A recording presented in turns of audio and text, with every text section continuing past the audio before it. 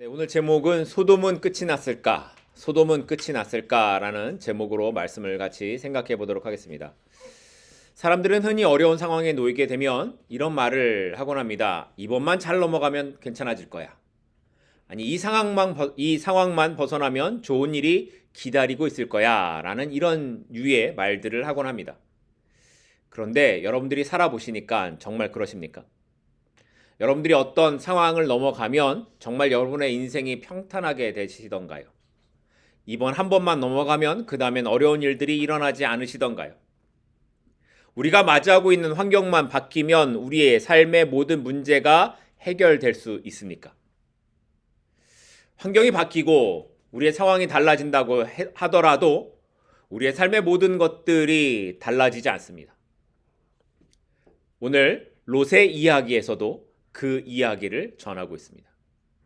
소돔을 떠난 이 롯의 삶의 모습을 우리가 오늘 본문을 통해 보게 되는데, 그러면 소돔을 떠난 이 심판의 상황에서 살아나게 된 이 롯의 삶은 그러면 어떻게 되었는가를 통해 오늘 하나님께서 우리에게 주시는 그 말씀을 같이 생각해 보려고 합니다. 앞서서 우리가 살펴봤던 롯과 소돔의 이야기 기억하실 겁니다. 소돔 안에서 그래도 높은 지위에 올라갔던 롯 기억하시죠? 하지만 롯은 사람들의 신임을 얻지 못했고 심지어는 사위들에게조차 그 말에 신임을 얻지 못했습니다. 그저 롯은 소돔 안에 섞여 살아가고 있기는 했지만 사람들과 떨어진 삶의 모습으로, 그렇다고 하나님의 사람도 아닌, 그렇다고 그 소돔 안에 속한 사람도 아닌 어중중한 삶의 모습으로 롯은 그렇게 살아갔습니다. 그러다 소돔을 심판하기 위해 찾아온 천사들의 이끌림으로 인해 하나님의 심판에서 겨우겨우 롯이 벗어날 수 있었죠. 하지만 그렇게 심판에서 벗어나던 중에 롯의 아내는 뒤를 돌아보아 그 자리에서 소금 기둥이 되고 말았고, 롯은 두려움에 쌓여 산으로 도망가라는 명령 대신에 가까이에 있는 어디요? 소알 성으로 가게 해달라고 요청을 합니다. 그렇게 하나님께서는 롯과 그의 두 딸을 구원하셨는데, 이것은 롯 때문이 아니라 누구 때문이라고 했습니까? 아브라함 때문에 하나님께서 아브라함을 기억하셔서 구원하셨다라는 것까지 우리가 19장 앞부분에 있는 내용에서 살펴봤습니다. 그리고 오늘 본문은 그렇게 살아남은 롯과 그의 두 딸 사이에 일어난 말도 안 되는 일에 대한 기록의 말씀을 우리가 보게 됩니다. 오늘 본문 30절입니다. 롯이 소알에 거주하기를 두려워하여 두 딸과 함께 소알에서 나와 산에 올라가 거주하되 그 두 딸과 함께 굴에 거주하였더니, 우리가 살펴봤듯이 사실 롯이 살아남은 건, 그 소돔의 심판에서 살아남은 건 기적이었습니다. 하늘에서 불과 유황이 비처럼 쏟아지는데 그 중에서 오직 살아남은 건 롯과 그의 가족뿐이었습니다. 그것도 자신들의 의지가 아니라 주저하고 있을 때 누가 끄집어냈습니까? 천사가 손을 붙잡아 끄집어냈습니다. 그 심판에서 살아남을 수 있었던 이유는 하나님의 온전한 은혜 때문이었습니다. 아마 롯이 하고 싶은 대로 놔뒀다면 롯의 가족들 역시 다 심판에서 사라지고 말았을 겁니다. 그런데 문제는 뭐냐면, 살아남았다고 해서 롯의 문제가 해결된 게 아니더라는 겁니다. 소돔은 사라졌어요. 이제 더 이상 심판이 없는 것 같아요. 그런데 롯의 마음에 남아있는 두려움이나 불안은 여전히 롯 안에 남아있었다라는 겁니다. 여러분이 입장을 바꿔서 여러분이 롯이라고 한번 생각해 보십시오. 하루아침에 하늘에서 불이 내려 집을 잃고 아내를 잃고 삶의 터전을 잃어버린 롯에게 뭐가 남아있겠습니까? 그 심판의 처참함을 목격한 롯이 두렵지 않았겠습니까? 혹시 이 소알에서도 그런 일이 일어나지 않을까? 여기에 또 심판이 임하게 되면 어떡하지? 이런 불안과 두려움이 롯을 사로잡았을 겁니다. 그래서 그런 두려움에 산까지도 도망을 못 간다고 롯이 말하죠. 그런데 그런 롯이 오늘 본문을 보니까 소알에서 나와 결국 산으로 다시 올라가 굴 속에 숨어 살았다라고 기록합니다.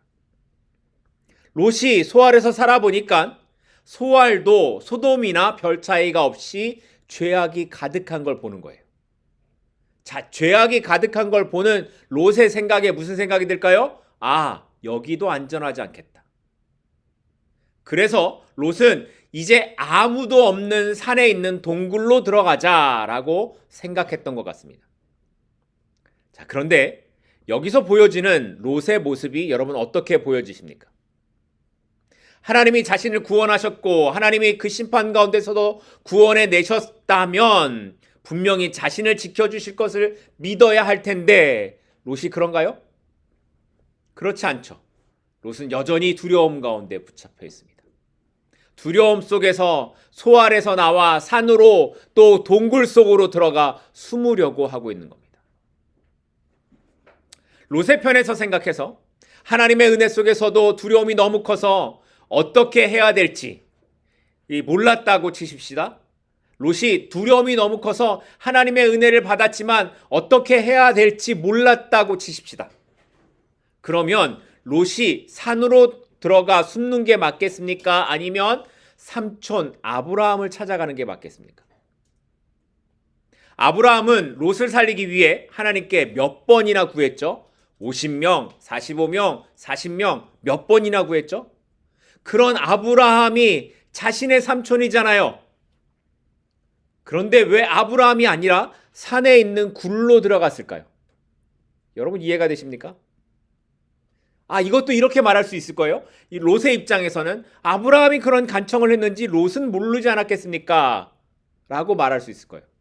자, 그러면 그거 말고 또 다른 장면이 있어요. 창세기 14장에 보면 롯이 속해 있던 소돔과 북쪽 연합군이 전쟁을 하게 되죠. 그때 소돔이 패망해서 소돔 안에 있는 모든 사람들이 다 끌려갑니다. 롯도 끌려갔죠. 그때 누가 쫓아가서 구했습니까? 아브라함이 쫓아가서 구했습니다. 그런 경험이 롯에게 있었다면 당연히 롯은 이때 아브라함에게 가야 했습니다. 자신을 위해 목숨을 걸고 전쟁을 했던 아브라함, 갈대아 우르에서부터 자신을 붙잡아서 이끌어주고 지금의 자신을 있게 만들어줬던 삼촌 아브라함을 기억해야 했습니다. 그런데 롯은 아브라함을 생각하지 않습니다. 그는 여전히 자신이 알고 있는 방법과 생각, 소돔에서 살았던 방식으로 내가 내 힘으로 어떻게 살까를 생각하고 있는 겁니다. 그리고 그런 생각이 롯을 결국 어디로 끌고 갑니까? 산으로, 동굴로 몰아넣은 겁니다. 그런데 이게 바로 소돔의 방식이라는 겁니다. 소돔은 지리적인 장소가 아니라 마음의 상태이고 우리가 갖고 있는 삶의 방식입니다. 믿음이 없는 방식, 하나님 없는 계산, 은혜를 받아도 알지 못하는 삶. 이것이 바로 소돔이라는 것입니다. 그래서 우리 눈에 보이는 소돔은 이미 몇천 년 전에 무너졌지만 롯 안에 여전히 뭐가 있었어요? 소돔이 있었어요. 이스라엘 백성들 안에 여전히 뭐가 있었습니까? 소돔의 방식이 있었습니다. 우리 안에는 그렇습니다. 그러면 어떻습니까? 우리 안에도 역시 소돔의 삶의 방식이 자리를 잡고 우리를 깊숙한 동굴 속으로 몰아가고 있을 때가 있습니다. 하나님께서 왜 롯을 구원해 내셨을까요? 하나님께서 왜 롯을 구원하셨을까요? 롯이 이렇게 두려움에 떨면서 숨어 살라고, 너 그동안 나 잘 안 믿었지, 그러니까 이제부터는 넌 두려움 속에 살아야 돼 라고 하기 위해서 롯을 구원해 내셨을까요? 아니죠. 하나님께서는 롯이 구원 이후에 진짜 삶을 하도록 하기 위해, 진짜로 하나님을 믿으며 믿음 가운데 온전한 삶을 살기 위해 그를 구원해 내셨을 겁니다. 두려움이 아니라 믿음으로, 숨는 것이 아니라 앞으로 나아가는 것으로, 절망이 아니라 회복과 소망의 삶으로 살아가도록 하기 위해 하나님은 롯을 구원해 내셨습니다. 그리고 오늘 그 하나님의 구원 가운데 있는 우리들에게 하나님은 동일한 마음을 갖고 계십니다. 여러분은 예수 그리스도를 통해 구원 받으셨습니까? 여러분은 예수 그리스도로 인해 영원한 심판에서 부활로 나아감을 믿으십니까? 그렇다면 여러분은 지금 어디를 향해 가고 계십니까? 우리의 삶이 롯과 같이 동굴로 가고 있다면 그건 하나님의 부르심이 아닙니다. 구원 그 이후의 삶은 하나님의 은혜를 알기에 감사하고 그 은혜로 인해 기뻐하고 그 은혜로 살아가겠다고 다짐하고 고백하는 삶이어야 합니다. 그래서 하나님께서는 오늘 말씀을 통해 우리에게 이렇게 물으십니다. 너는 지금 어디에 있냐고? 너는 지금 뭘 두려워하냐고 묻고 계십니다. 구원은 동굴에 숨어 사는 삶이 아닙니다. 구원은 다시 믿음 앞으로 하나님 앞으로 걸어가는 삶입니다. 비록 내 삶에 어려운 일들이 보여지는 것 같아도 내 삶을 돌아보니 심판과 같은 무서운 일들이 일어나는 것 같아도 그래도 하나님이 나를 꺼내셨음을 기억하고 하나님이 나를 살리셨음을 기억하고 믿음을 갖고 하나님 앞으로 나아가는 것이 구원 이후의 삶이라는 것입니다. 그러니 더 이상 두려움과 후회 속에서 머물지 마십시다. 동굴 속에 숨어 있으려고 들어가지 마십시다. 이제는 일어나 하나님이 부르시는 자리로 은혜 앞으로 나아가십시다. 왜냐하면 그 길에는 언제나 나를 구원하신 예수 그리스도께서 항상 함께 하시기 때문입니다. 자, 그런데 오늘 본문에 등장하고 있는 롯의 모습은 이런 삶을 살았는가요? 그렇지 않죠. 하나님 앞으로 나아가는 삶이 아니라 롯은 동굴로 숨어들어 동굴 안에서 차마 입에 담기도 부끄러운 충격적인 삶의 모습을 우리에게 보여줍니다. 오늘 본문 31절, 32절 말씀입니다. 큰딸이 작은딸에게 이르되 우리 아버지는 늙으셨고 온 세상의 도리를 따라 우리의 배필될 사람이 이 땅에는 없으니 우리가 우리 아버지에게 술을 마시게 하고 동침하여 우리 아버지로 말미암아 후손을 이어가자 하고. 롯의 딸들이 서로 지금 말하고 있는 게 뭐예요? 이 세상에 우리 후손을 이어갈 사람이 누구밖에 없다? 우리밖에 없다라는 거예요. 우리밖에 안 남았어 라는 거예요. 그래서 뭐 어쩌겠다는 거예요? 그러니 우리밖에 없으니 우리가 해결해야 된다라는 거예요. 내가 해결해야 된다. 나밖에 안 남았어. 믿을 건 나밖에 없어. 그러니 내가 해결해야 돼. 어떻게든 방법을 만들어내서라도 이 문제를 내가 해결해야 돼 라고 말하고 있는 거죠. 여러분, 하나님의 은혜가 사라지면 누가 나타나요? 내가 나타납니다. 기도가 사라지면 자기 생각, 자기 계획만 가득하게 됩니다. 말씀이 사라진 자리에는 인간적인 방법밖에 남지 않습니다. 그래서 롯의 딸들은 자기들이 하려는 일이 어떤 것인지 하나도 고민하지 않고 그냥 결정해버립니다. 어떻게 해요? 아버지에게 술을 먹여 취하게 한 후에 아버지와 동침하여 아이를 낳자라는 거였습니다. 말도 안 되죠.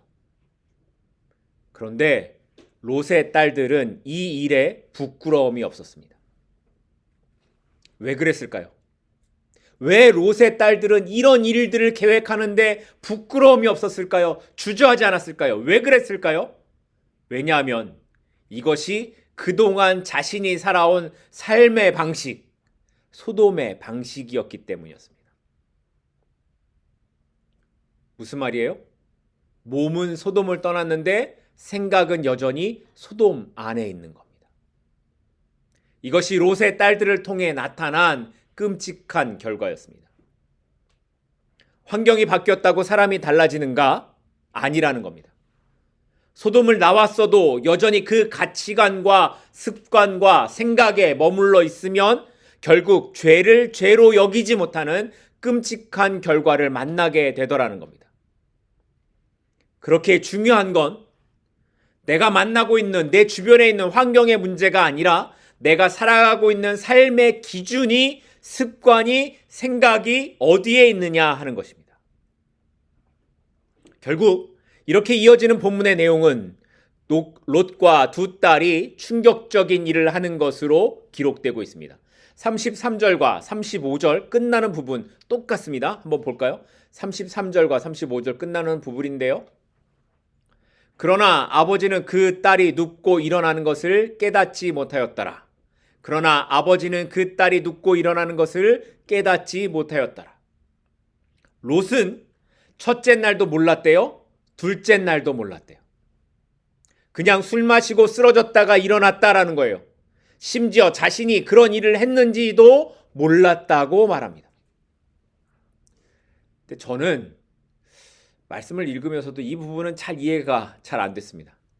제가 이렇게 술을 마시는 것도 아니고 뭐 술에 취하는 것도 경험을 해본 적이 없었으니 이걸 잘 모르겠어요. 근데 드라마를 보면 술을 먹고 필름이 끊어졌다고 하면서 어제 일을 기억 못한다고 하는 그런 장면들이 있어요. 근데 정말 모를 수 있을까? 이런 일들이 일어나는데 자기가 그런 일들을 하는데도 정말 모를 수 있을까 하는 생각이 들었습니다. 그리고 만약에 정말 롯이 그런 상태까지 이른 거라면, 그런 상태까지 이른 상태라면 이미 롯은 오래전부터 술을 의지하는 삶을 살아왔을 가능성이 컸을 겁니다. 이 정도로 취하는 것을 즐기는 사람은 하루아침에 하룻밤 술을 먹었다고 그렇게 되는 게 아니라는 거죠. 더군다나 롯이 지금 어떤 상황에 있습니까? 동굴에 들어가 숨어 있는 상황입니다. 그런데 여기까지 술을 얼마나 많이 가지고 왔길래 이렇게 많이 마셨을까요? 동굴에 들어가 살려면 자기가 살아가야 하기 위한 생필품들, 그런 것들을 가지고 갔을 거예요. 그런데 그것 말고도 얼마나 많은 술을 가지고 갔길래 롯이 이렇게 취했겠습니까? 그러니까 롯은 하나님 대신에 술을 가까이 했고, 술로 위로를 삼았고, 술에 취해 잠이 들었고, 술로 현실을 잊으려는 삶을 살았음을 보여주는 겁니다. 결국 아버지는 술에 취했고 딸들은 죄에 취해 있는 모습입니다. 아버지는 현실을 술로 잊으려고 하고 딸들은 현실의 문제를 세상 방식으로 해결하려고 했던 겁니다. 그리고 이 사람들 사이에서는 자신을 구원하신 하나님은 전혀 보이지 않습니다. 그런데 이것이 비단 롯만의 문제일까요? 이 모습이 롯만의 모습일까요? 성경은 오늘 말씀을 통해서 하나님 없이 사는 삶이 바로 이런 것이다 라는 것을 정확하게 말씀하고 있는 겁니다. 우리도 얼마든지 그럴 수 있는 사람이라는 거죠. 힘들고 지칠 때 우리가 하나님 앞에 있지 않으면 우리도 얼마든지 원하는 것을 찾으려고 하고 거기에 기대려고 하는 사람들이라는 겁니다. 그것이 어떤 사람에게는 술이 될 수도 있을 것이고, 어떤 사람에게는 돈이 될 수도 있을 것이고, 어떤 사람에게는 세상의 즐거움이 될 수도 있을 뿐입니다. 결국 본질은 뭐냐면 하나님을 떠난 그 마음의 자리에는 다른 것이 자리를 잡고 그 인생을 흔드는 삶이 되고 만다라는 것이죠.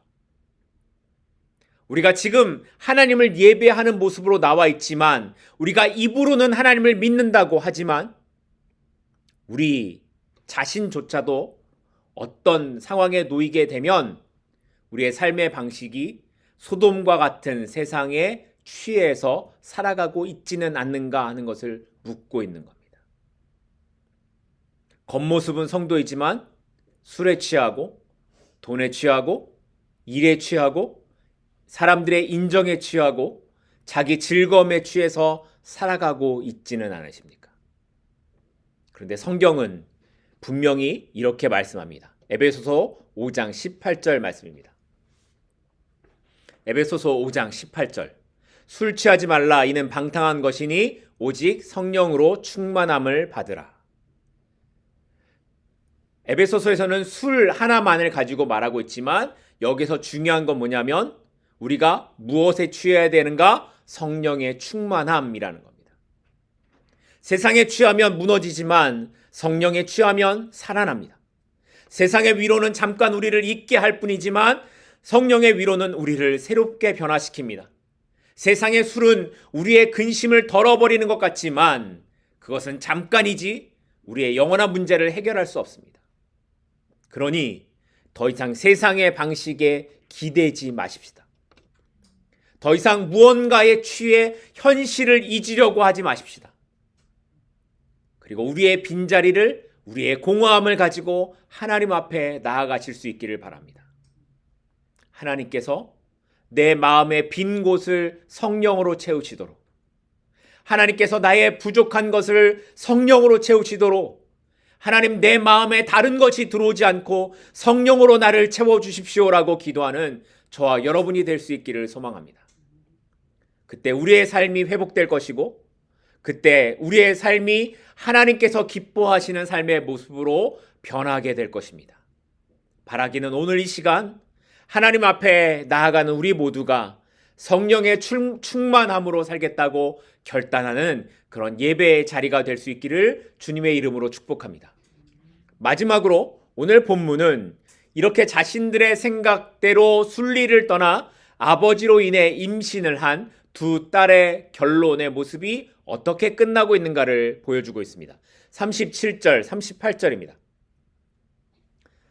큰 딸은 아들을 낳아 이름을 모압이라 하였으니 오늘날 모압의 조상이요, 작은 딸도 아들을 낳아 이름을 베남미라 하였으니 오늘날 암몬 자손의 조상이었더라. 두 딸의 계획은 오늘 말씀을 보니까 자신들이 원하는 대로 된 것 같아 보입니다. 각각 아들을 낳았어요. 자기 생각대로 했더니 아들이 안 생기는 게 아니라 아들을 낳았어요. 자기 생각대로 된 것 같아 보이지 않습니까?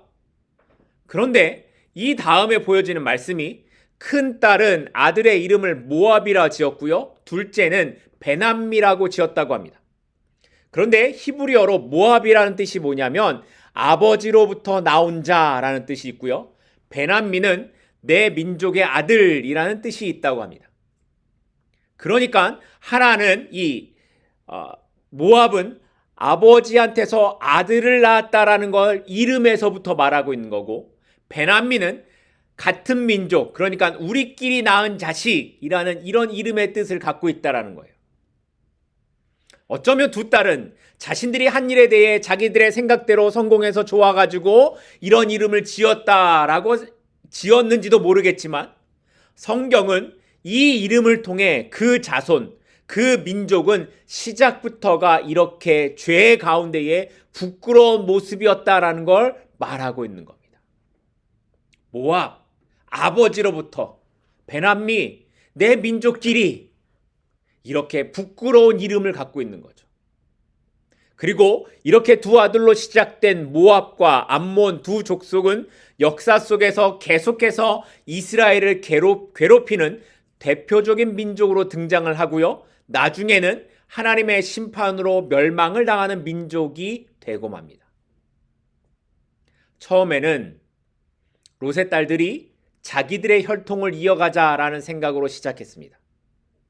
그래서 자신의 어긋난 방법과 욕심으로 자신들이 하고 싶은 대로 하나님은 잊어버리고 그렇게 자기의 욕구대로 삶을 살아갔습니다.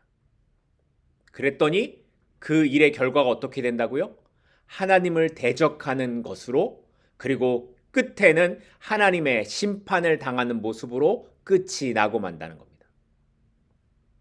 이렇게 하나님 없는 선택에는 반드시 그 대가가 있습니다.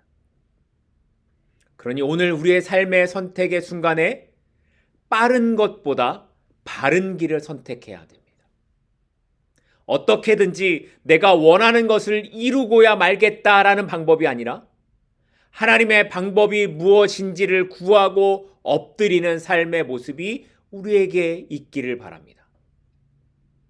비록 하나님의 방법이 늦은 것 같아 보이고 안 되는 것 같아 보일지라도 우리와 함께 하시고 우리를 붙잡아 주시는 그 주님이 나와 함께함을 믿는다면 우리는 오늘 빠른 길이 아니라 하나님의 길을 가야 합니다. 그리고 그때에 하나님의 은혜가 우리의 걸음을 인도해 주실 것입니다. 오늘 본문을 끝으로 이제 롯의 모습은 더 이상 성경에 등장하지 않습니다. 19장 전체에서 우리가 살펴봤던 롯의 삶을 모습을 보면 롯이 얼마나 많은 축복과 사랑을 받은 사람이었는지 우리는 알 수 있습니다. 우리가 계속 살펴본 것처럼 롯은 아버지와 같은 삼촌 아브라함으로 인해 그는 아브라함 곁에서 많은 복을 받으면서 살았습니다. 하지만 그의 인생의 마지막에 남은 것은 아무것도 없습니다.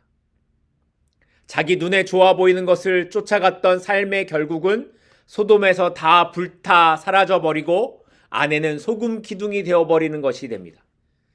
마지막까지 함께했던 두 딸은 그를 수치의 대상, 수치의 모습으로 만들어버렸습니다. 결국 롯에게 남은 것이라곤 수치의 두 이름 모압과 베남미 뿐입니다. 오늘 세상 속에서 살아가는 우리들을 향해 성경이 말씀하고 있는 것이 바로 이것입니다. 우리 안에도 롯처럼 그 길을 가고자 하는 욕망이 있지 않는가 하는 것입니다. 사람들은 자주 이런 핑계를 댑니다. 살아남기 위해서 어쩔 수 없었다고, 상황이 나를 그렇게 몰아갔다고, 어쩔 수 없는 선택이었다고 그렇게 말을 합니다. 그러나 하나님 앞에 서는 날, 그 날에는 모든 것이 분명하게 드러나게 될 것입니다. 그리고 믿음의 길을 간 사람과 자기 자신의 길을 간 사람을 심판하시는 하나님을 만나게 될 것입니다. 바라기는 우리 인생의 끝이 내 생각과 방법대로 살아가다가 수치로 끝나는 이 롯의 모습이 아니라 믿음으로 지금은 힘들고 어렵더라도 끝까지 믿음으로 하나님을 소망하고 그 은혜 아래에 살겠다고 고백하는 우리의 모습이 되기를 간절히 소망합니다. 그래서 우리 삶의 호흡이 끝나는 그날에 하늘의 영광 가운데 주님을 만나게 되는 그 은혜의 시간이 우리 모두 가운데 있기를 간절히 소망합니다. 기도하겠습니다.